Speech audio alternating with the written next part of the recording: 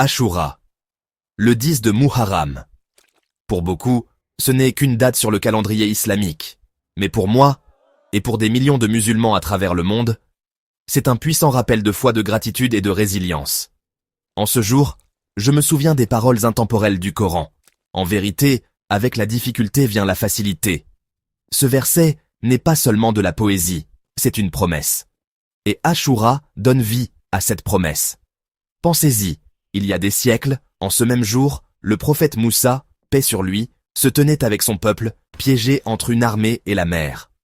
Dans ce moment de pur désespoir, Allah les a délivrés de l'oppression de Pharaon.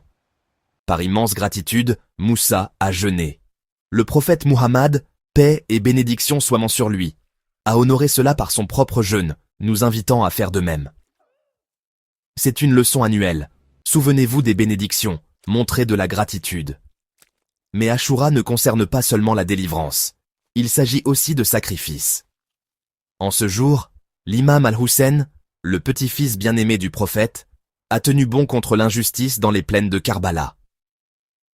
Son courage n'était pas seulement dans ses paroles, il était dans ses actions et dans son refus de céder à l'oppression. Il m'a appris que la foi n'est pas quelque chose que je me contente de dire, c'est quelque chose que je vis, même quand le monde s'assombrit. Ashura, pour moi, est une tapisserie, tissée de la résilience des prophètes, de la gratitude envers Allah et du sacrifice des justes. C'est un appel à chaque croyant. Restez fermes dans les épreuves, restez fidèles à la vérité et faites confiance à Allah. Car avec lui, la délivrance vient toujours.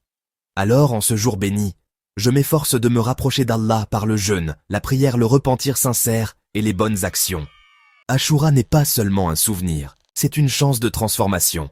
Et quiconque place sa confiance en Allah, il lui suffit.